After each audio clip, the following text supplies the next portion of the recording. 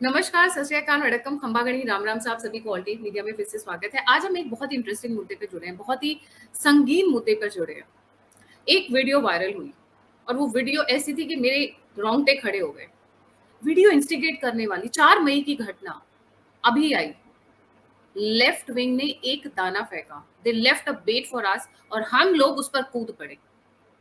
जिसको बोलते हैं ना, उन्होंने जाल फेंका और मछलियों की तरह हम सभी जितने भी राष्ट्रवादी हैं उसमें फंसते चले गए।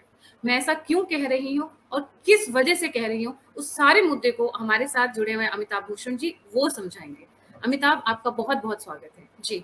बहुत आभार। गायत्री जी, बहुत महत्वपूर्ण विषय पर आप चर्चा कर रही हैं।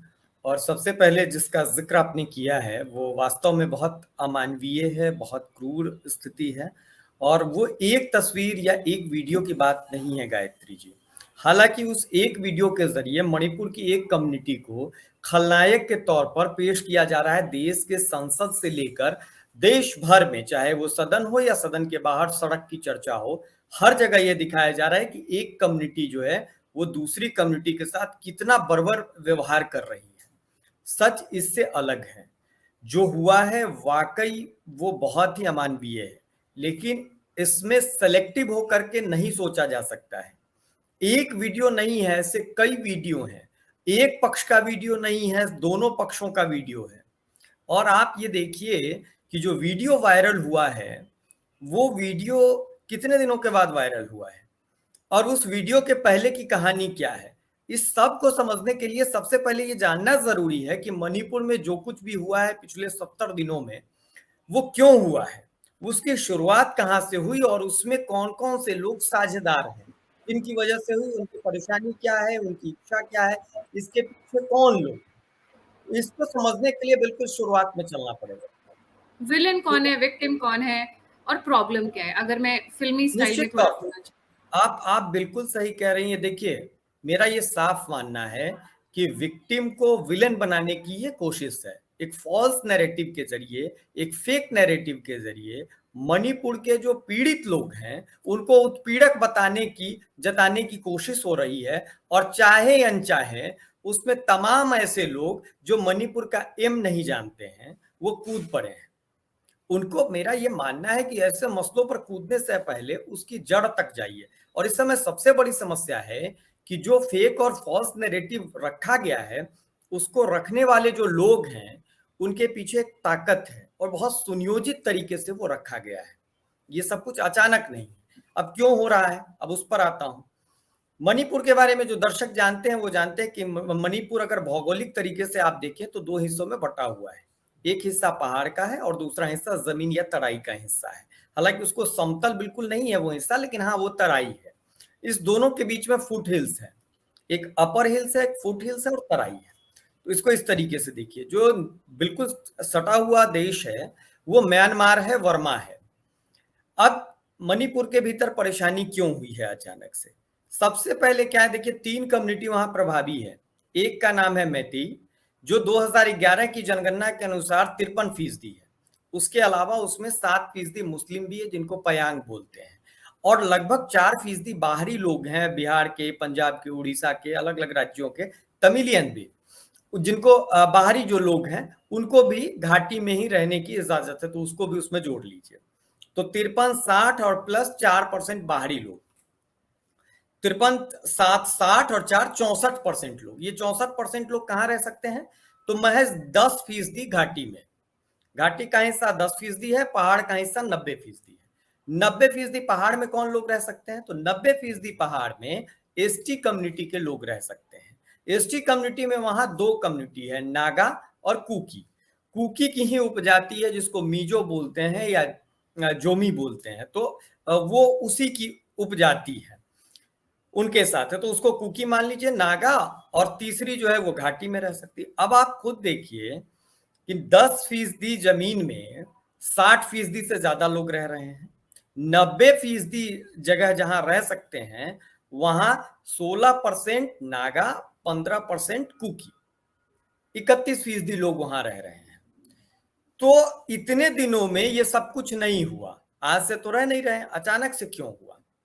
अचानक से इसलिए हुआ कि इसके पीछे 2-3 कारण हैं। एक कारण निकलता है मणिपुर की सरकार से, जिसका जिक्र आपने किया कि वीरेन की सरकार, वीरेन सिंह की सरकार लॉ एंड ऑर्डर के मामले में ये जो पिछले 70-72 दिन से मणिपुर के भीतर चल रहा है, उसमें वो सरकार पूरी तरीके से नाकाम है। इसको कहने में मुझे कोई गुरेज नहीं है। लेकिन मणिपुर की सरकार की कुछ उपलब्धियां भी है, उसका जिक्र होना बहुत जरूरी है। उन्हीं उपलब्धियों की वजह से गायत्री जी ये परिस्थिति बनी है। वीरेंद्र सिंह जैसे ही मुख्यमंत्री बने, उन्होंने एक ड्राइव चलाया जिसका नाम उन्होंने रखा वार अगेंस्ट ड्रग्स, ड्रग्स के खिलाफ लड़ाई। और ड्रग्स की क्या स्थिति है भारत में, दुनिया में, सब लोग जानते हैं। और मणिपुर में तो पूछिए ही मत कि मणिपुर में ड्रग्स की क्या स्थिति है। जो लोग जानते होंगे, दर्शक में वो बेहतर जानते होंगे कि मणिपुर का हिस्सा गोल्डन ट्रायंगल से जुड़ा हुआ हिस्सा है। ये वो हिस्सा है जो इस समय ड्रग ट्रैफिकिंग के लिए दुनिया भर में सबसे ज्यादा लोकप्रिय हिस्सा है। इस हिस्से में म्यांमार है, इस हिस्से में भारत का वो मणिपुर का जो हिस्सा है वो है, और उधर वियतनाम का हिस्सा है, और वियतनाम के साथ साथ थाईलैंड का हिस्सा है। अब उस हिस्से से ड्रग्स भारत में आता है थ्रू मणिपुर, क्योंकि मणिपुर ही बिल्कुल सटा हुआ राज्य है, सीमा बिल्कुल खुली हुई है। दूसरी समस्या क्या है कि जब वार अगेंस्ट ड्रग्स चलाया गया अभियान, तो जो लोग ड्रग्स के ऑक्यूपेशन में थे, उसके धंधे में थे, उनके आर्थिक हितों पर सीधे सीधे चोट पहुंचाया राज्य सरकार ने, तो वो इससे नाराज थे। आपकी जानकारी के लिए, दर्शकों की जानकारी, आपने बहुत अच्छा स्क्रीन शेयर किया है। 1576 करोड़ साल दर साल आपने दिखाया है हर महीने में कि कितने पॉपी कल्टीवेशन को बर्बाद किया गया और कितने ड्रग्स को बर्बाद किया गया। पॉपी के इतर जो ड्रग्स म्यांमार के जरिए रूट होके आ रहे थे उनको भी बर्बाद किया गया, और जो पॉपी की खेती हो रही थी पहाड़ी जिलों में, उनको भी बीरेन सिंह की सरकार ने बर्बाद किया है।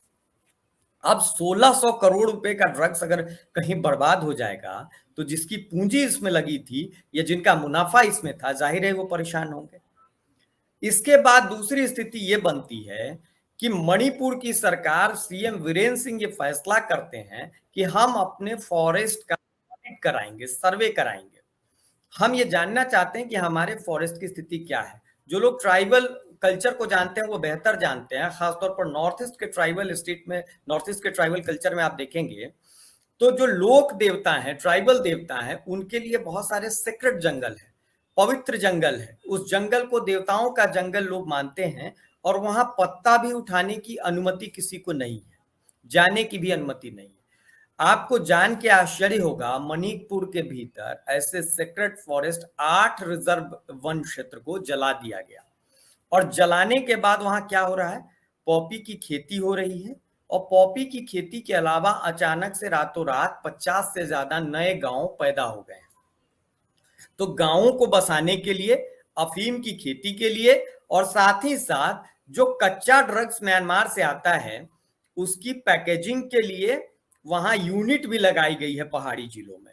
और ये मैं नहीं कह रहा हूं, ये मणिपुर सरकार का जो ऑडिट रिपोर्ट है, जो प्राइमरी उनका सर्वे रिपोर्ट है, उसमें ये साबित हुआ कि भाई यहाँ इतने गांव मिले हैं, इतने अवैध लोग मिले हैं जो रह रहे हैं उन गांवों के भीतर, और इस तरीके की फैक्ट्री मिली है जहां पैकेजिंग हो रही है, उस सबको नष्ट किया गया। अब इसके बाद क्या होता है कि एक ट्राइबल यूनिटी फोरम बनता है। वो फोरम ये कहता है कि ट्राइबल के हितों पर चोट कर रही है मणिपुर की सरकार, वो पहाड़ से, जंगल से वहां के मूल निवासी को बेदखल करना चाहती है। वीरेंद्र सिंह की सरकार की मंशा खराब है, ये कहते हुए ये कमेटी तय करती है कि ट्राइबल सॉलिडेरिटी के लिए अब हमको इंटरप्ट करना पड़ेगा, इवेंट्स करना पड़ेगा, और सरकार पर दबाव बनाना पड़ेगा। ये एक पक्ष होता है।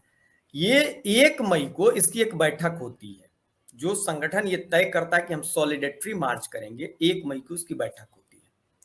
ये बैठक इसीलिए बुलाई गई थी कि हम अपनी एकता प्रदर्शित करेंगे। इसका एक एजेंडा तय होता है। उस एजेंडे में होता है कि वीरेंद्र सिंह की जो ये सर्वे नीति है, ऑडिट नीति है, हम इसका विरोध करेंगे, और हमारे हितों की रक्षा कैसे हो, हम इसको लेके बात पहुंचाएंगे। ठीक है। उसके बाद 3 मई को वो मार्च निकलता है, माफ करिएगा 3 मई को मार्च निकलता है। सॉलिडेरिटी मार्च है वो सॉलिडेरिटी मार्च, और उस मार्च में आर्म्स लिए हुए जो मिलिटेंट ग्रुप के लोग हैं, कुकी मिलिटेंट ग्रुप के, वो उसमें शामिल होते हैं। और होता ये है कि ठीक उसी वक्त में जब मार्च निकलता है, सॉलिडेरिटी मार्च, उसी वक्त में हर जिला मुख्यालय पर मणिपुर के भीतर जो एसटी डिमांड कमेटी है मैतेई कम्युनिटी की, वो धरना दे रही होती है। अब यहां से थोड़ा मैतेई कम्युनिटी की स्थिति समझ लीजिए कि वो धरने पर क्यों है। मणिपुर की मैतेई कम्युनिटी जो बहुसंख्यक कम्युनिटी है, वो कम्युनिटी केंद्र सरकार से कह रही थी कि हमें एसटी का स्टेटस दिया जाए, शेड्यूल्ड ट्राइब स्टेटस दिया जाए। 2011 में पहली बार मैतेई समुदाय की तरफ से यह मांग उठा। उनकी एक कमेटी है शेड्यूल्ड ट्राइब डिमांड कमेटी, उसने इस मांग को रखा था सरकार के सामने। 2013 में 29 मई 2013 को, माफ करिएगा, ट्राइबल अफेयर्स मिनिस्ट्री एक पत्र लिखती है मणिपुर की सरकार को कि आप हमें एक socio economic status detail report भेजिए मैतेई कम्युनिटी की। इनको एसटी स्टेटस के लिए इन्होंने कहा है और हमें रिपोर्ट की जरूरत है। 29/5/2013 को सेंट्रल गवर्नमेंट लेटर लिखती है और 2023 के फरवरी महीने तक राज्य सरकार की तरफ से कोई रिप्लाई नहीं होता है। ये 13 की बात है। उस वक्त कांग्रेस की सरकार थी, बाद में वीरेंद्र सिंह की एक टर्म की सरकार हो गई, दूसरे टर्म की सरकार वीरेंद्र सिंह जी की थी। लेकिन किसी सरकार ने हिम्मत नहीं उठाई कि मैतेई के स्टेटस रिपोर्ट को भेजा जाए, वो निगेटिव या पॉजिटिव। आप समझ लीजिए कि कितना डर रहा होगा। उसके बाद ये जो मैतेई डिमांड कमेटी है, ये चली जाती है हाईकोर्ट में और अपील क्या करती है कि मणिपुर की सरकार को आप बाध्य करें कि समयबद्ध तरीके से वो स्टेटस रिपोर्ट सबमिट कर दे 29/5/2013 को जो मांगा गया है। तो मणिपुर हाईकोर्ट ने 3 पॉइंट में ऑर्डर दिया, जिसमें उन्होंने मूल ऑर्डर में यह कहा कि 2 हफ्ते के भीतर मणिपुर की सरकार केंद्र की सरकार को 29/5/2013 का जो पत्र है उसके आलोक में जवाब दे। और तीसरे पॉइंट में उन्होंने लिखा कि ये लोग सफरर लोग हैं, तो इनके साथ सहानुभूति पूर्वक विचार किया जाए। इस तीसरे पॉइंट को इशू बनाया गया और जिस पर सर्वोच्च न्यायालय में कुकी कम्युनिटी के लोगों ने चैलेंज किया। तो सुप्रीम कोर्ट में चीफ जस्टिस ने मणिपुर हाई कोर्ट के जस्टिस को यह कहा कि आप इस तरीके का ऑर्डर पास नहीं कर सकते हैं, ये टेक्निकली एरर है। किस पॉइंट में? जो तीसरा पॉइंट था कि सहानुभूति पूर्वक विचार करते हुए इसको कंसीडर किया जाए। कंसीडर करने के लिए आप नहीं कह सकते हैं, ये काम जो है ये विधायिका का है, ये कार्यपालिका का नहीं है। लेकिन मणिपुर हाईकोर्ट का आदेश गलत नहीं था गायत्री जी। अगर आदेश गलत होता तो सर्वोच्च न्यायालय पहले दिन उस आदेश को पलट देती, उसको पेश कर देती या फिर स्टे दे देती। न तो स्टे हुआ, न क्वेश्चनिंग हुई, न उसको पलटा गया। कहा यह गया कि तीसरे पॉइंट को आप ठीक करिए और मणिपुर हाईकोर्ट ने तीसरे पॉइंट को ठीक करते हुए ये कहा कि मूल आदेश यही है कि 2 वीक के भीतर जवाब सबमिट किया जाए और जो तीसरा आदेश है वो दरअसल उसी का विस्तार है, तो उसको अलग करके न देखा जाए। ये घटना होती है 27 मार्च को। ऑर्डर मणिपुर हाईकोर्ट का आता है 27 मार्च को। अप्रैल के महीने में एक घटना होती है उसी चूड़ाचांदपुर जिले में। फॉरेस्ट के ऑफिसर का दफ्तर जलाया जाता है, मारा पीटा जाता है और एक फॉरेस्ट ऑफिसर को बुरी तरीके से मतलब जख्मी किया जाता है। 3 लोग भागते हैं, एक बुरी तरीके से पिटाई खाते हैं। उसके 15 दिन के बाद मणिपुर के मुख्यमंत्री का एक कार्यक्रम है चूड़ाचांदपुर में। वो जा रहे हैं एक सार्वजनिक जिम का उद्घाटन करने के लिए। उसको भी तोड़ा फोड़ा जाता है और उसके बाद वो जो सभा स्थल है मुख्यमंत्री का, वहां आगजनी होती है। ये सब कुछ कुकी समुदाय की तरफ से होता है। उसके बाद वहां 144 भी लगाई जाती है। ये घटना है 25 अप्रैल की। कोर्ट का फैसला आता है 27 मार्च को और सॉलिडेटरी मार्च होता है 3 मई को। 3 मई के सॉलिडेटरी मार्च में जो धरना पर मैतेई समुदाय के लोग बैठे हुए, कोर्ट के आदेश आने के बाद भी कि भेजा जाए, उनको पहले प्रवोक किया जाता है नारों के जरिए, फिर उनको गन पॉइंट पर लेकर के शूट किया गया, उनके घरों में आगजनी की गई और खबर यह भी निकल के आई कि उनकी महिलाओं के साथ दुर्व्यवहार, दुराचार जैसी वीडियो आप देख रहे हैं, उस तरीके की घटना हुई। ये घटना जैसे ही नीचे तक पहुंचती है, क्योंकि चूड़ाचांदपुर में बहुत कम मैतेई लोग रह रहे हैं, वो बेसिकली कुकी लोगों का इलाका है, तो वहां पुराने समय से कुछ मैतेई परिवार रह रहे थे। जैसे ये घटना नीचे घाटी में पहुंचती है, तो घाटी में जो कुकी कम्युनिटी के लोग रह रहे हैं, उनके खिलाफ मैतेई कम्युनिटी के लोग गुस्से में बाहर निकलते हैं और वो फिर प्रतिक्रिया करते हैं। उस प्रतिक्रिया के बाद फिर एक नया सिलसिला शुरू होता है।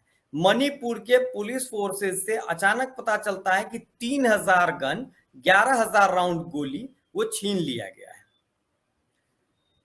आर्म्स पहुंचता है, जिन लोगों ने छीना, किन लोगों ने छीना होगा अंदाजा आप लगा सकती हैं, दर्शक भी अंदाजा लगा लेंगे। उसके बाद पारामिलिट्री फोर्सेस का डिप्लॉयमेंट होता है और मुख्यमंत्री के अधिकार को गवर्नर के अधिकार में समाहित कर दिया जाता है। एक गवर्नर के एडवाइजर वहां बैठते हैं जो पारामिलिट्री फोर्स के पहले डीजी रहे हैं, और डीजीपी को बदला जाता है। ये बहुत महत्वपूर्ण बात है गायत्री जी। मणिपुर के इतिहास में 12 मुख्यमंत्री अभी तक हुए हैं, और मणिपुर के इतिहास में अभी तक जो डीजीपी हुए हैं उसमें केवल 2 डीजीपी नागा थे, शेष सारे डीजीपी कुकी कम्युनिटी के थे, और आगे आने वाले डीजीपी भी कुकी कम्युनिटी से ही हैं।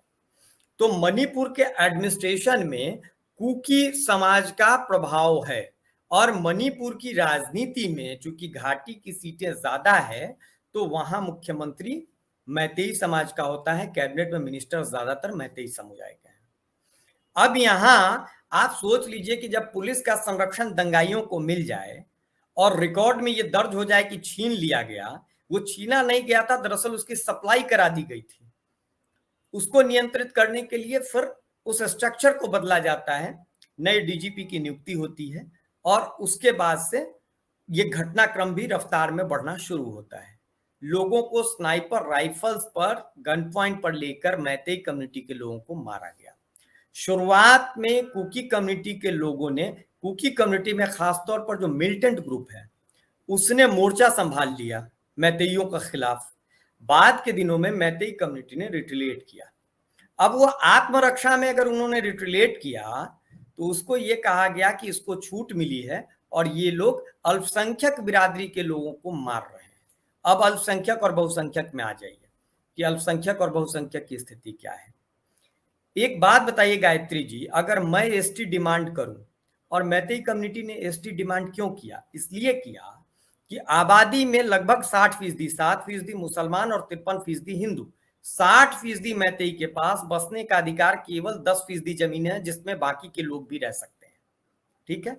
और उसमें जो उनका लैंड रेवेन्यू एक्ट है उसके मुताबिक अगर कोई मैतेई कम्युनिटी का व्यक्ति किसी मजबूरी में अपनी जमीन को बेचना चाहता है इम्फाल के भीतर या घाटी के किसी भी हिस्से में, तो कोई नागा या कोई कुकी कम्युनिटी का व्यक्ति उस जमीन को परचेज करता है महंगे दर पर, क्योंकि उनको नीचे जमीन चाहिए।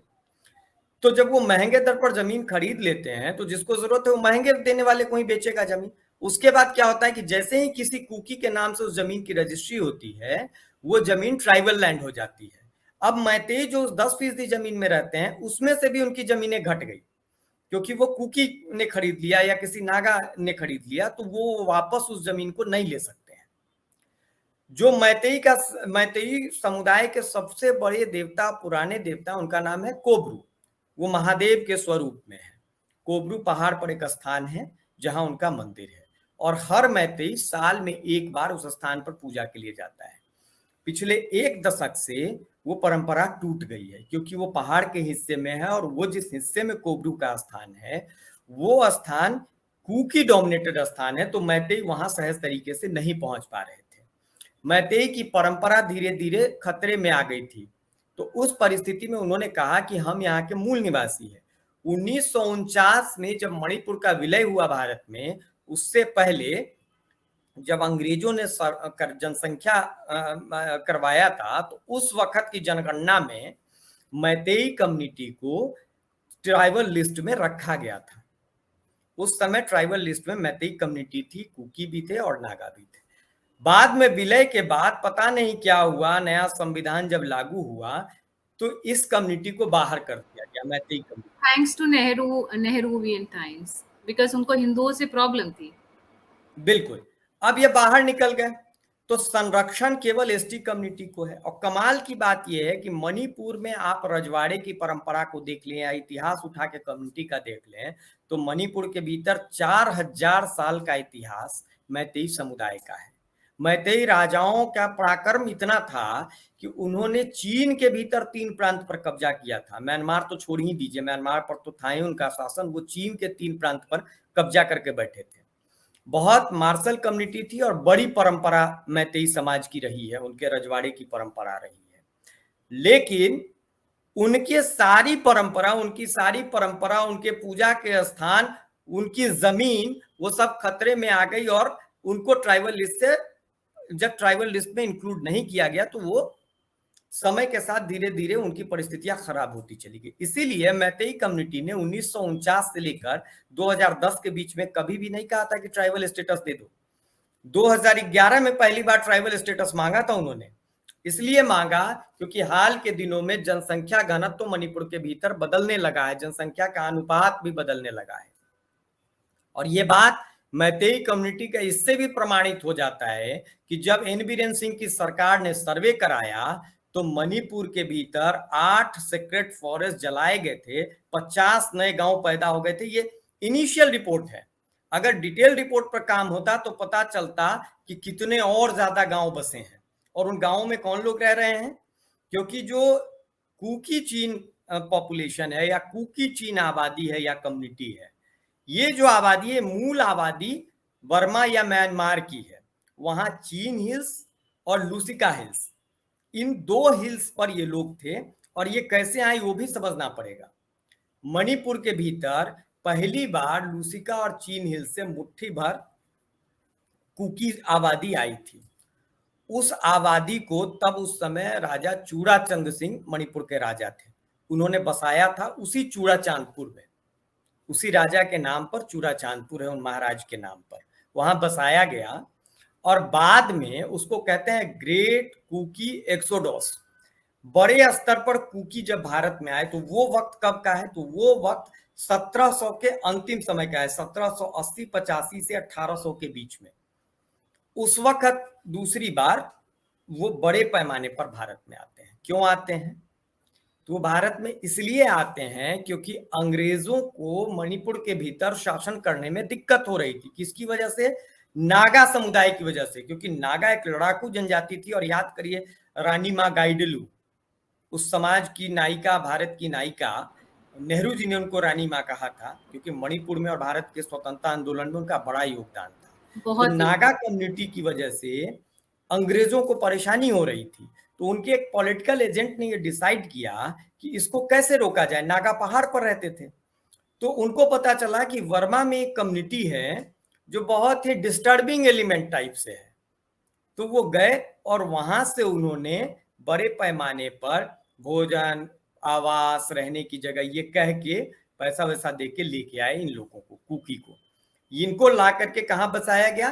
तो स्ट्रेटेजिक तरीके से फुट हिल्स में बसाया गया।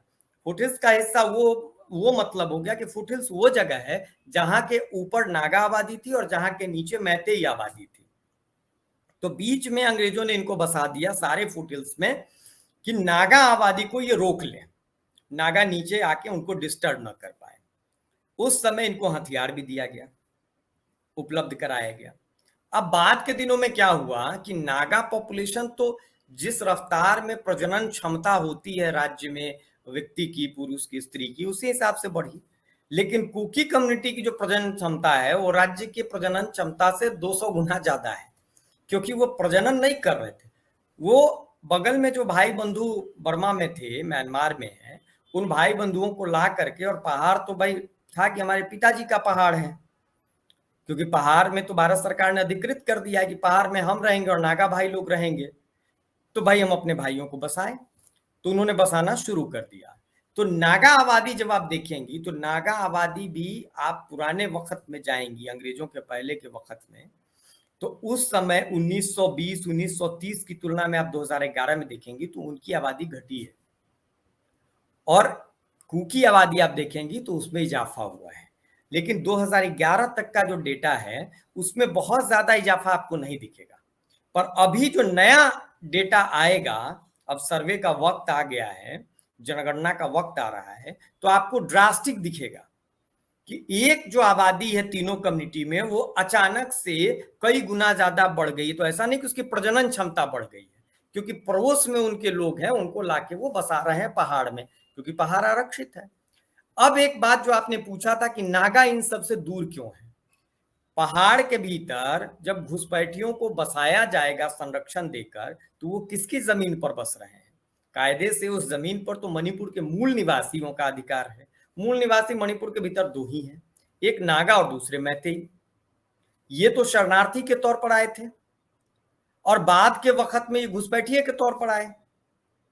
तो मणिपुर के भीतर जो मैतेई कम्युनिटी है वो या तो शरणार्थी है या घुसपैठिया है।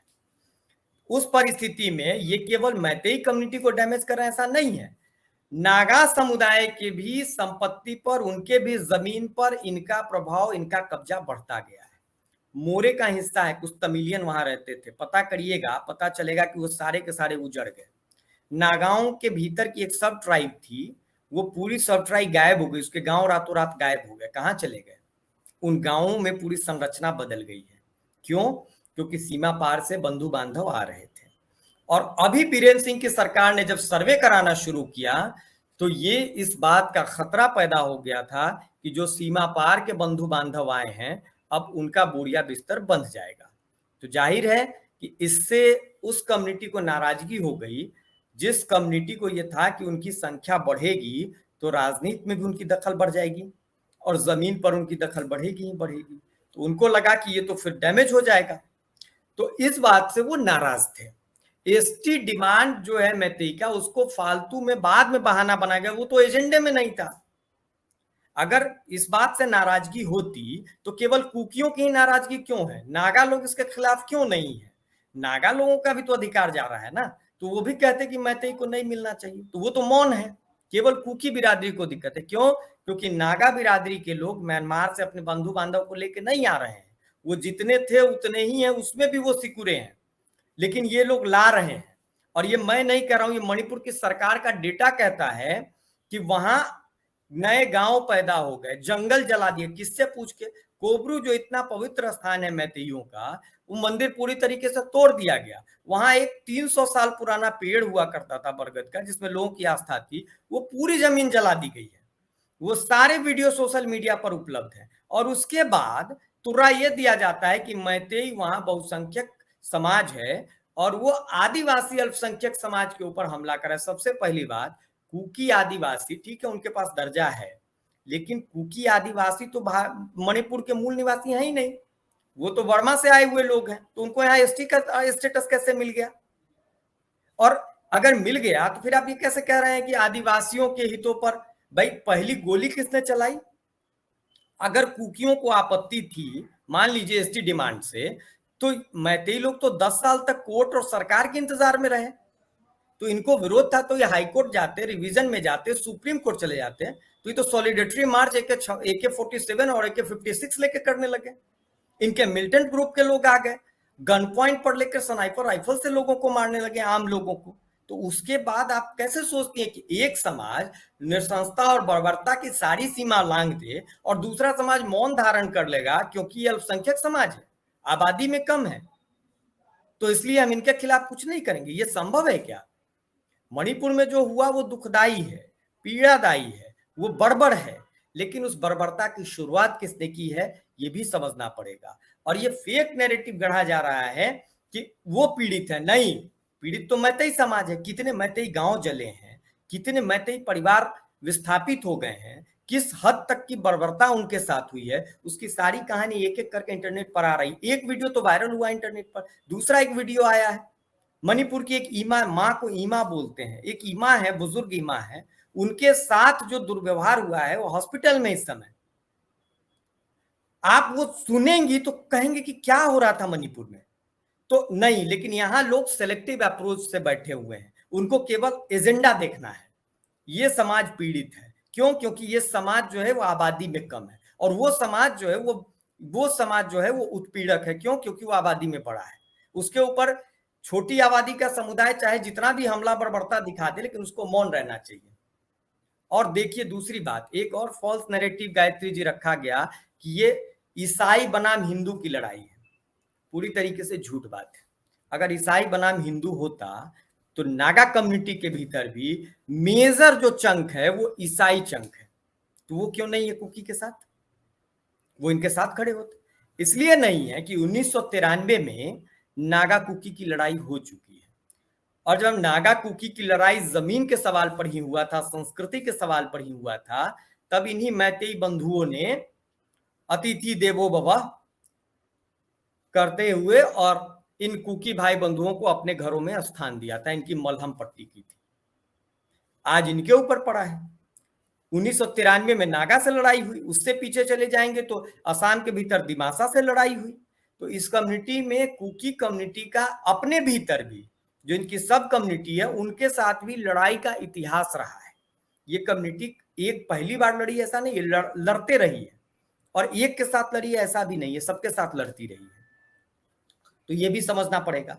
मणिपुर के भीतर कई सारे चर्च जो हैं वो सरकारी जमीन में बनाए गए थे, विधानसभा के भीतर चर्च बने हुए थे। हाई कोर्ट के आदेश से सुप्रीम कोर्ट में रिव्यू में सरकार गई थी, सुप्रीम कोर्ट ने भी उसको बरकरार रखा था। उस आदेश से मणिपुर के भीतर 23 चर्च जो अवैध अतिक्रमित जमीन पर बनाए गए थे अवैध तरीके से, उनको सरकारी आदेश से डिमोलिश किया गया, तोड़ा गया। अब आप उसको कहिए कि हिंदुओं ने चर्च तोड़ दिया या मणिपुर की सरकार ने चर्च तोड़ दिया। अरे भाई, आप सरकारी जमीन पर दखल करके बना लेंगे तो नहीं तोड़ा जाएगा, लेकिन वेटिकन से जुड़े हुए लोग चर्च की लिस्ट लेकर बैठे हैं, और ये लोग ये शायद जानते हैं लेकिन जानबूझ के ये झूठ बोल रहे हैं कि मणिपुर के हर मैतेई परिवार के घर के बाहर उनके देवता का मंदिर है। मणिपुर में जितने घर जले हैं, उतने, जितने मैतेई घर जले हैं उतने देवताओं के मंदिर जले हैं, उतने देवताओं के मंदिर तोड़े गए हैं गायत्री जी, उसका तो कोई हिसाब नहीं है। और मैतेई समाज के लिए कोबरू का स्थान आप समझ लीजिए, जो इस्लाम में मक्का मदीना है, ठीक वही स्थान मैतेई के भीतर कोबरू नामक स्थान का है, महादेव के उस स्थान का है। उसको तोड़ दिया गया। वहां परंपरा से जो पेड़ जुड़ा हुआ था उसको जला दिया गया। उसकी तो चर्चा कहीं नहीं हो रही है। यूनाइटेड नेशन में चर्च के लिए चिट्ठी लिखी जा रही है, यूनाइटेड नेशन में ये बताया जा रहा है, प्रोपगंडा क्रिएट किया जा रहा है कि चर्चों को तोड़ा है, हिंदुओं ने टारगेट किया। और ये फॉल्स नैरेटिव समझते हुए ही नागा कम्युनिटी ने इसमें साझेदारी नहीं की है, क्योंकि उनको पता है कि जमीन पर हकीकत क्या है।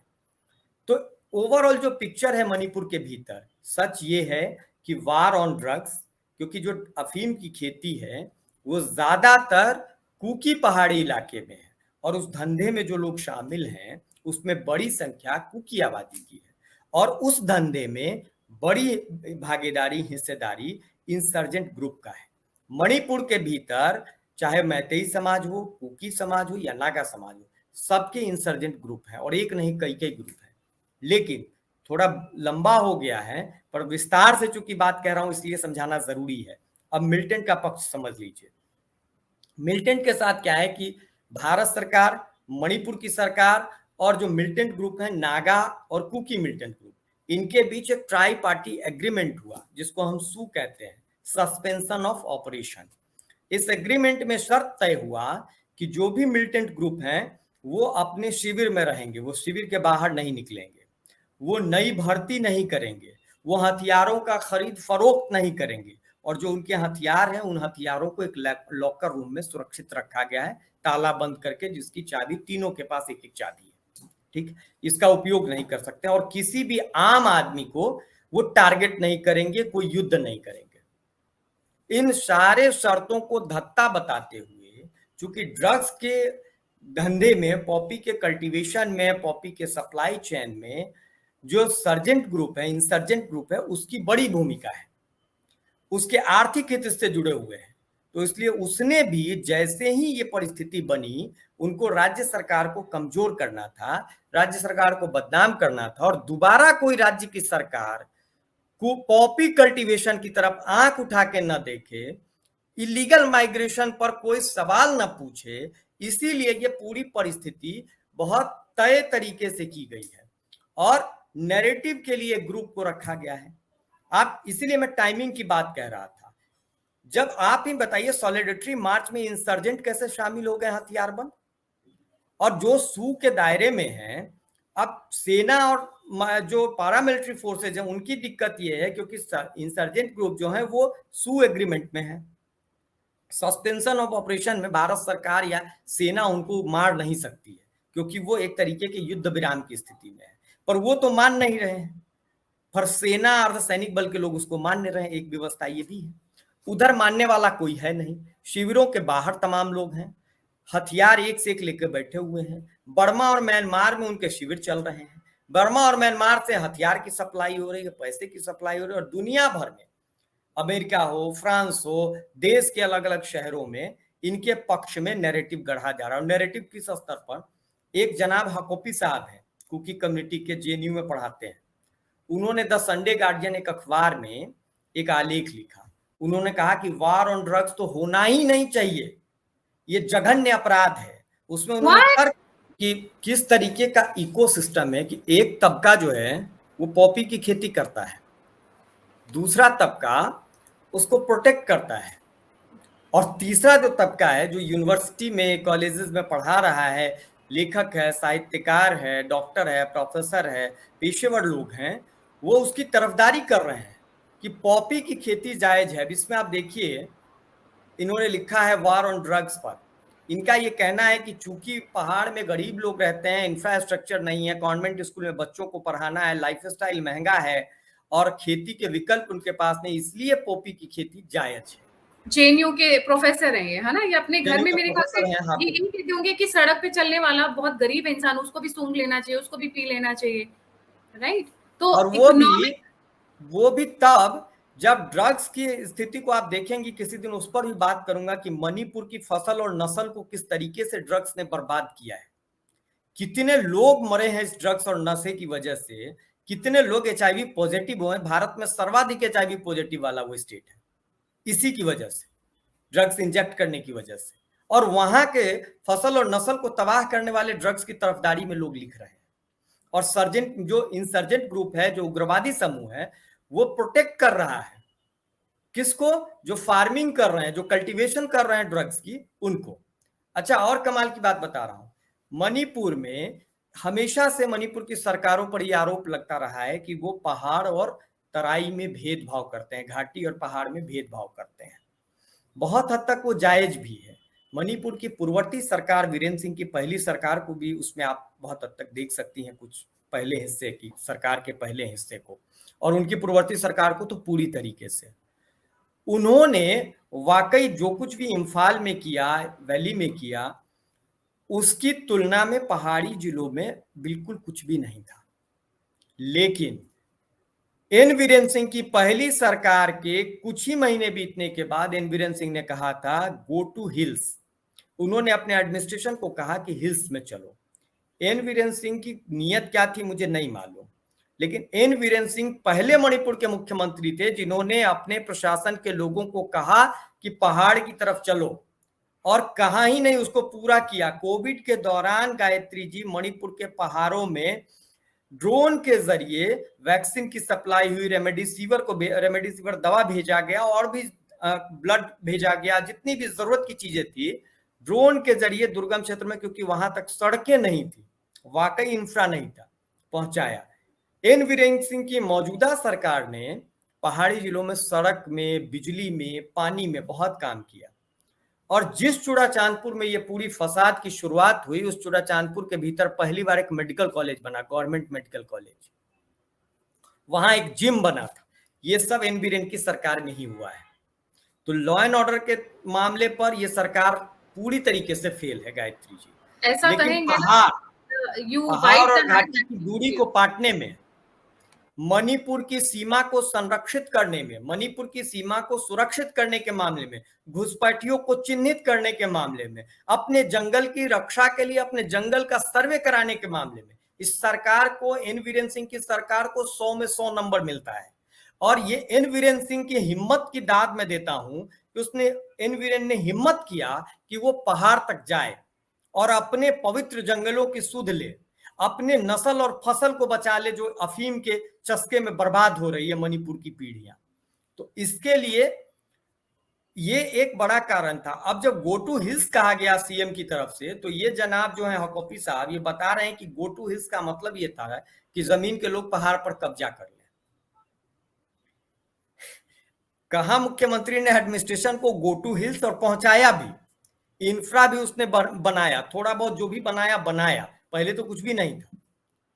लेकिन ये जो कुकी थिंक टैंक बैठे हुए हैं ना अलग अलग जगहों पर, इनका नैरेटिव ये है कि वो दरअसल पहाड़ पर कब्जा करना चाहते थे, और पहाड़ पर कब्जे की नीयत से वो कुकियों को हटा रहे थे, भगा रहे थे वहां से, उनके जंगलों को खाली करवा रहे थे, जबकि हकीकत यह है कि मणिपुर की जंगल में अगर आग लगाया जाएगा, वो भी संरक्षित वन क्षेत्र में, तो राज्य सरकार को तो बहुत पहले रिएक्ट करना चाहिए था, घुसपैठ पर बहुत पहले सख्त होना चाहिए था, लेकिन पूर्ववर्ती सरकारों में साहस ही नहीं था। वीरेंद्र सिंह की सरकार ने साहस किया, वीरेंद्र सिंह ने साहस दिखाया, तो उनके वीरेंद्र सिंह के उस दुस्साहस को तोड़ने के लिए एक षड्यंत्र बना। उस षड्यंत्र में जो ड्रग्स के साझेदार थे, जो उसके मुनाफाखोर लोग थे, और जो घुसपैठ के आदी थे, जो घुसपैठ के जरिए जनसंख्या के घनत्व को बदलकर अपनी सियासत हैसियत में इजाफा करना चाहते थे, उन लोगों ने वीरेंद्र सिंह को अस्थिर करने के लिए सुनियोजित तरीके से मैतेई कम्युनिटी को टारगेट किया। ऐसा नहीं कि कुकी मिलिटेंट ग्रुप को यह नहीं पता था कि अगर वो ये करेंगे तो इसका परिणाम क्या होगा। जब बर्बरता होगी तो बर्बरता के जवाब में बाकी के लोग भी बर्बरता पर उतारू होंगे, ये उग्रवादी समूह को पता था, क्योंकि वहां हर किसी के पास उग्रवादी समूह है। बावजूद इसके ये सब कुछ किया गया और जान गई निर्दोष लोगों की। मैं ये नहीं कहता हूं कि मणिपुर के भीतर जो कुकी रह रहे हैं वो सारे के सारे घुसपैठिए हैं गायत्री जी, लेकिन ये भी सच है, कुकी समाज के लोगों को ही ये निकल के कहना चाहिए कि हाँ, जो घुसपैठ हुआ है वो गलत हुआ है। जो म्यांमार की सीमा से भारत में दाखिल हुए हैं, मणिपुर में दाखिल हुए, वो वापस अपनी जमीन पर लौट जाएं। जो पीढ़ियों से रह रहे हैं वो भारत में बस गए, भले वो शरणार्थी के तौर पर आए थे, लेकिन वो पीढ़ियों से भारत में हैं, तो भारत के नागरिक हैं।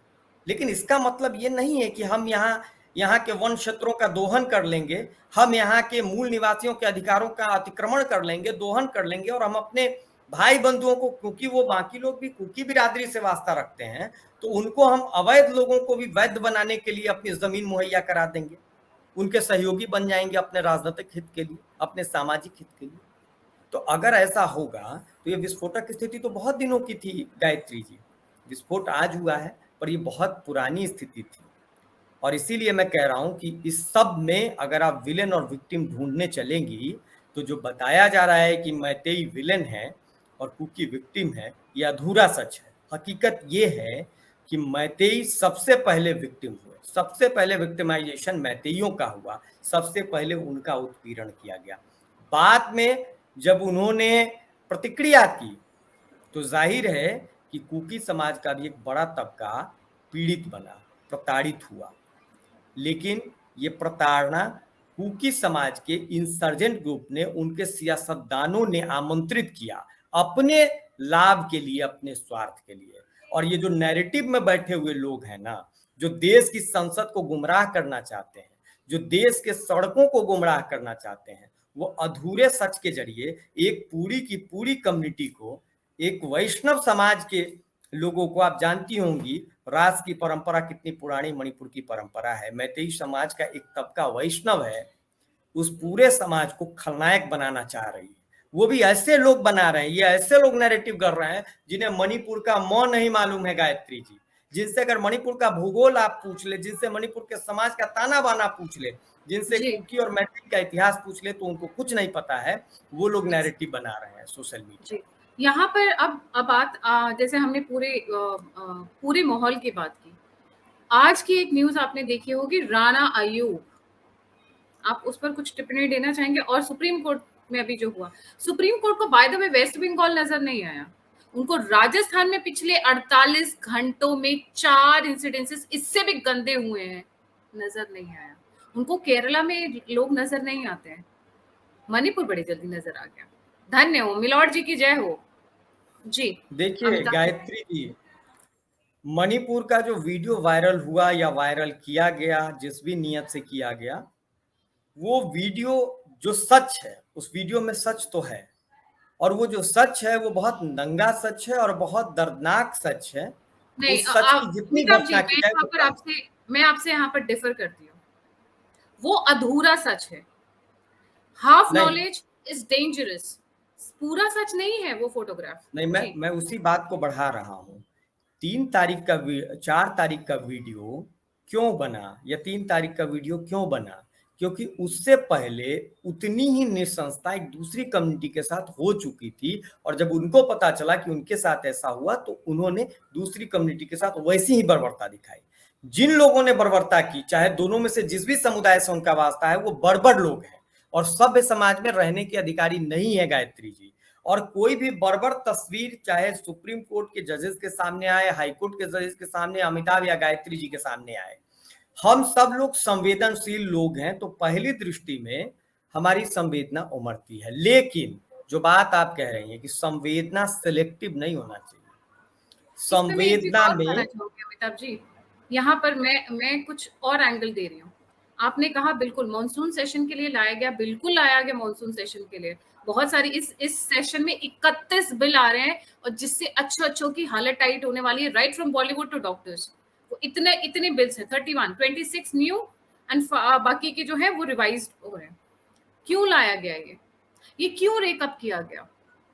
मेरे पास 2-3 जवाब है। मॉनसून सेशन में विपक्ष के पास कोई मुद्दा नहीं, they are clueless what to do. इन्होंने दाना डाला और हम राष्ट्रवादियों ने उसको फटाफट लपक लिया। हमारे इमोशंस जागे, पर जिसने दाना डाला उनके इमोशंस नहीं जागे। राणा अयूब आज वर्ल्ड सिक्योरिटी काउंसिल में बैठ के मणिपुर माइनॉरिटीज और मुस्लिम्स की बात करिए, पर उनको राजस्थान नजर नहीं आया। राजस्थान, आप प्लीज गूगल करिए, राजस्थान के ऐसे इंसिडेंसेस हैं जिसके आगे ये छोटा पड़ जाएगा। वेस्ट बंगाल के ऐसे इंसिडेंसेस है, अमिताभ भाई आपने ही मुझे बताया था, कल अभी आज का वीडियो है जहां पर एक महिला पैर पकड़कर बीजेपी के लीडर के रो रही है क्योंकि उसके परिवार में इससे भी बर्बर इंसिडेंस हो चुका है। वो याद नहीं आया है, ना चंद्रचूड़ को याद आया है, ना राणा अयूब को याद आया। तो मैं इसको उल्टी तरीके से देखती हूँ, ये दाना डाला गया है। आपके पास मुद्दा नहीं है, वर्ल्ड सिक्योरिटी काउंसिल में आप जाकर कुछ बोल नहीं सकते, तो अब तो कुछ तो चाहिए। तो पुराना वीडियो निकालो और जो मामला शांत हो रहा था, मणिपुर में मामला शांत हो रहा था, सेटल किया जा रहा था। अगर आप देखें तो पिछले कुछ दिनों से न्यूज नहीं आ रही थी, no news is good news. उसको दोबारा से फ्लेयर अप करने की कोशिश की गई, आग लगाने की। राहुल गांधी अचानक से बीच में क्यों गए थे? चर्चेस की प्रॉब्लम हो रही थी क्या? वेटिकन से कॉल आ गया था या चाइनीज लोगों ने उनको फोन कर दिया था? सॉरी, मैं बहुत ओपनली, बहुत हार्ड हिटिंग वे में बोलती हूँ। हो सकता है इसके लिए कभी कभी मुझे भी कोने में ले जाया जाए police station, but I will speak my heart out, I will speak what I feel. Ji Amitabh ji, आपके कमेंट्स। देखिए, मेरा तो ये कहना है, धूमिल की एक पंक्ति है, एक बल्कि उनकी कविता है। धूमिल बहुत श्रेष्ठ कवि हिंदी के रहे हैं और उनकी कविता है, उसमें वो कहते हैं कि एक आदमी रोटी बेलता है, एक आदमी रोटी बेलता है, एक आदमी रोटी खाता है, एक तीसरा आदमी भी है जो न रोटी बेलता है न रोटी खाता है, वो बस रोटी से खेलता है। मैं पूछता हूँ ये तीसरा आदमी कौन है? मेरे देश की संसद मौन है। तो यहाँ भी देखिए कि एक तबका पॉपी उगाता है, दूसरा तबका पॉपी की हिफाजत करता है, और एक तीसरा तबका है जो उगाने वाले और पॉपी की खेती को बचाने वालों की वकालत कर रहा है। वो देश के भीतर भी करता है, दुनिया के भीतर भी कर रहा है, अखबारों में, टीवी में, तमाम जगहों पर, और सदन के भीतर भी कर रहा है। तो कई बार क्या है, ये इसलिए हो रहा है क्योंकि सूचना तो बहुत सारी है इंटरनेट पर, लेकिन दिक्कत यह है कि सिलेक्टिव सूचनाएं बहुत सारी हैं, और सिलेक्टिव सूचना में बड़े करीने से झूठ की चाशनी को पिरो दिया जाता है और उसमें बारीक सच को निकालने की जहमत लोग नहीं उठाते हैं। अगर बारीक सच को हम निकालना शुरू करें, जैसे ये बात मैंने आपसे कहा ना गायत्री जी, जो बात आप कह रही हैं राजस्थान का सच, बंगाल का सच, वाकई वो सच है और वो सच भी बहुत निंदनीय है, बहुत तकलीफदेह है। लेकिन एक बात और भी है गायत्री जी, किसी भी सच की तुलना, मतलब अगर दो गलत चीजें हैं तो दो गलत चीजों को जोड़कर एक सही चीज तो नहीं बना सकते हैं। यहाँ भी गलत है, वहां भी गलत है। चाहे मैतेई कम्युनिटी की महिलाओं के साथ हुआ या कुकी कम्युनिटी की महिलाओं के साथ हुआ, जिसने भी किया उसको आदमी की श्रेणी में मैं नहीं रख सकता हूँ, उसने गलत किया। लेकिन जब दोनों ही कम्युनिटी के लोग सफरर हैं, तो ये तीसरे लोग जो बैठे हुए हैं सड़कों पर, या जो एजेंडावादी लोग हैं जो ये कहते हैं कि ये खलनायक है, ये पीड़ित है, ये आप कौन होते हैं तय करने वाले? आप कैसे ये बारीक फर्क करते हैं? आपको हंस की नजर मिल गई है क्या कि दूध और पानी का फर्क कर ले रहे हैं? और जब एक ही तरीके की घटना है, सेम घटना है बर्बरता की, तो एक बर्बरता आपको दिखाई दे रही है, दूसरे पर आप मौन धारण कर लेते हैं। इसी को मैं कहता हूं कि सिलेक्टिव अप्रोच जो है ये बहुत खतरनाक है। इससे इस देश को बचना होगा और इससे बचने के लिए आपको समझना पड़ेगा कि ये सब कुछ कहां से शुरू हुआ। इसीलिए मैंने शुरुआत में कहा यह गया कि मैतेई लोगों ने एसटी का स्टेटस मांगा और उसकी वजह से ये पूरा हंगामा हुआ। जबकि उनके कोर्ट के फैसले से 1 महीना पहले फॉरेस्ट के दफ्तर जलाए गए, उनके ऑफिसर को मारा पीटा गया, सीएम के कार्यक्रम में आगजनी की गई, सीएम कार्यक्रम में नहीं जा पाए, और सॉलिडेरिटी मार्च के एजेंडे में कहीं भी एसटी डिमांड की बात ही नहीं थी। अचानक हो गया और बाद में नैरेटिव क्या चला, इसकी वजह से हुआ, ये जड़ में है। तो ये कितना बड़ा झूठ है। फिर ये कहा गया चर्च बनाम हिंदू है, चर्च बनाम हिंदू है तो नागा क्यों नहीं शामिल थे, ये भी दूसरा झूठ। चर्च तोड़ा क्यों गया, चर्च कोर्ट के आदेश पर तोड़ा गया, जो सरकारी जमीन पर गैर कब्जा करके और बना लिया गया, तो उसको अतिक्रमण मुक्त किया गया, उसको लिस्ट में शामिल कर लिया गया कि इतने चर्चेस तोड़ दिए गए। और मैतेई समुदाय के जितने घर जलाए, उनके घरों के बाहर के मंदिरों का लिस्ट कौन लेके घूमेगा। तो ये सारे फॉल्स नैरेटिव है, और इस फॉल्स नैरेटिव को जाने अनजाने हम लोग भी ड्राइव कर लेते हैं, क्योंकि हम सब लोग क्या है, बहुत भावुक लोग हैं। भावुक होना भी चाहिए, लेकिन जब इतने सारे झूठ हो, इतने सारे सेलेक्टिव फैक्ट्स हो, तो उसमें समग्रता में पूरे घटनाक्रम को जानना, समझना और तब टिप्पणी करना, तब उसको साझा करना, ये बहुत जरूरी है और बहुत जवाबदेही का काम है। क्योंकि अब देखिए मणिपुर में दोबारा से फिर से वही सब शुरू होने वाला है। उस दिशा में मणिपुर फिर से बढ़ गया है। 70 दिनों के बाद लग रहा था कि अब धीरे धीरे ये राज्य संभलने की दिशा में है, लेकिन जिनका हित प्रभावित था उन्होंने ठीक जिस दिन सदन की शुरुआत हुई उसी दिन उसको वायरल किया, और 2 दिन से सदन बंद चल रहा है। Pre planned, this is what I said. Left wing बिल्कुल ने है। दाना डाला, राष्ट्रवादियों ने चुग लिया एक्चुअली, क्योंकि ये लेफ्ट विंग नहीं बात कर रहे हैं। अगर आप बात करें राणा आयोग की, तो वो इंफॉर्मेशन पे बात नहीं कर रहे हैं, सिर्फ सिलेक्टेडली उस वीडियो पे बात, और हम लोग भी उस चीज को बात कर रहे हैं, हम बाकी चीजों के बारे में बात नहीं कर रहे। देखिए अटेंशन कैसे एकदम खींच कर ले जाते हैं लोग दूसरी तरफ, और हम उसी जाल में फंस जाते हैं, और ये इस खेल में माहिर हो चुके हैं अमिताभ जी। हमें अभी सीखने की जरूरत है, हमें और आगे दिमाग को आर्टिस्टिक तरीके से इनके कैप्चर करने की जरूरत है। और आखिरी में एक बात बता दूं, महत्वपूर्ण बात रह गई थी गायत्री जी। दुर्भाग्य ये है कि जो लोग शासन में बैठे हुए हैं वो मणिपुर के घटनाक्रम को बहुत सहज तरीके से ले रहे हैं कि दो कम्युनिटी, ये दरअसल दो समुदाय की लड़ाई नहीं है, ये वार अगेंस्ट स्टेट है, ये राज्य के खिलाफ, देश के खिलाफ युद्ध है। और ये देश के खिलाफ युद्ध किसका है, तो जो ड्रग्स के धंधे में शामिल लोग हैं, जो घुसपैठ में शामिल लोग हैं, उनकी लड़ाई है। और आम कुकी इसमें इसीलिए पिस रहे हैं क्योंकि वो चाहे अनचाहे उनके साथ खड़े हैं। कितने कुकी समुदाय के जो ग्रुप है, नागरिक संगठन है, वो बाहर निकल के आए, उन्होंने कहा कि हाँ ये गलत है। मैंने तो आपको दिखाया, प्रमाण है, उसके पक्ष में आर्टिकल लिख रहा है। जो तथाकथित बुद्धिजीवी तबका है वो उसकी पैरोकारी कर रहा है। अच्छा, दूसरा क्या है, नागा कम्युनिटी अलग क्यों है। अब देखिए, सबसे पहले तो केंद्र का क्या नजरिया है, मैतेई एसटी डिमांड मांग रहे हैं तो अभी उसको ठंडा रहने दो। कुकी को क्या है, कुकी को कुकी लैंड चाहिए। जो लोग शरणार्थी के तौर पर आए थे या जो लोग घुसपैठिए के तौर पर आए हैं, उनको एक कुकी लैंड चाहिए। अब उनको लगा कि कुकी लैंड तो इतना जल्दी अचीव नहीं होगा, तो उन्होंने कहा कि सेपरेट कुकी एडमिनिस्ट्रेशन दो। इसलिए दो क्योंकि हमारे साथ राज्य सरकार दुर्व्यवहार कर रही है, हमारे सरकार भेदभाव कर रही है। अरे भेदभाव पूर्ववर्ती सरकारों ने किया है, और वो इसलिए किया है क्योंकि पूर्ववर्ती सरकारें डरती थी, नक्सल प्रभावित इलाकों में घुसने का साहस नहीं था। वहां कौन कॉन्ट्रैक्टर काम करने जाता जिनसे लेवी वसूली जा रही थी, जिनकी जान की सलामती नहीं थी। कौन नहीं जाता है कि चूड़ा चांदपुर एक जमाने में नक्सल की नर्सरी रहा है। तो जितनी जवाबदेही मणिपुर के सरकारों की रही है, उनकी अकर्मण्यता जितनी जवाबदेह है पहाड़ों के विकास नहीं होने में, उतनी ही जवाबदेही वहां रहने वाले कुकी समाज के लोगों का भी है, जिन्होंने अपने स्थान को नक्सल का गढ़ बना लिया, उग्रवादियों की जमीन बना ली और लोगों को घुसने नहीं दिया एडमिनिस्ट्रेशन को।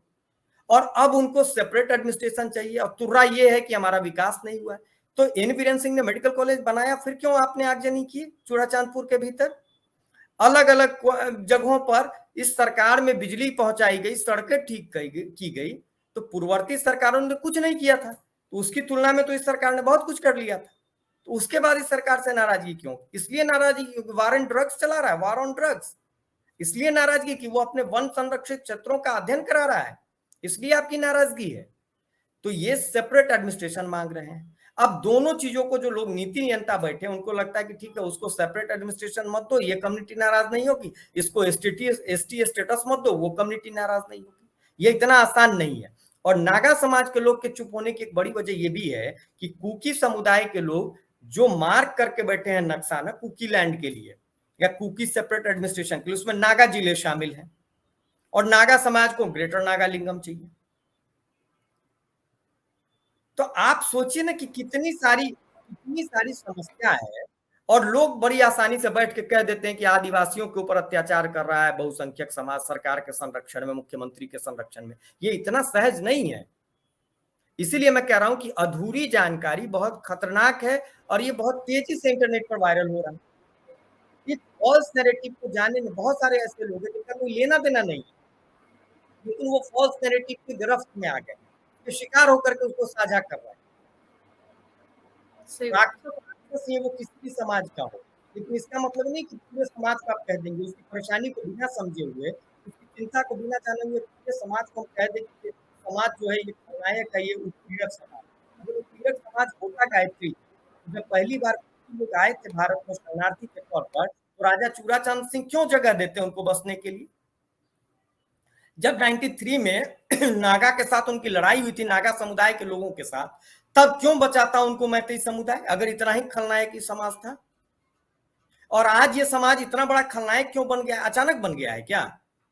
Thank you so much Amitabh ji for joining। और आपने जो आज इन्फॉर्मेशन थी, I think that is the one of the most holistic video on this topic, क्योंकि हमें बहुत सारी चीजें, आई वुड से मेरे बहुत सारे फ्रेंड्स हैं बट मुझे भी नहीं पता थी, जैसे पुलिस एडमिनिस्ट्रेशन पे कुकी का कब्जा होना, मैतीज और कुकीज के बीच का और नागास के बीच का equation. So I think this is one of the best videos that I've done on I would say Manipur situation। बहुत इसके शुक्रिया। लिए आपका बहुत बहुत धन्यवाद। जाने से पहले सभी व्यूअर्स से रिक्वेस्ट है, please don't forget to like, subscribe and share. अगर आप मेरे से जुड़ना चाहते हैं, आपको लगता है बहुत अच्छा कवर कर सकते हैं कोई टॉपिक, आप मुझे फीडबैक देना चाहते हैं, मुझे क्रिटिसाइज करना चाहते हैं, अप्रिशिएट करना चाहते हैं, सारे लिंक्स डिस्क्रिप्शन बॉक्स में, go ahead and write to me. इसी के साथ जय हिंद, जय श्री राम, हर हर महादेव।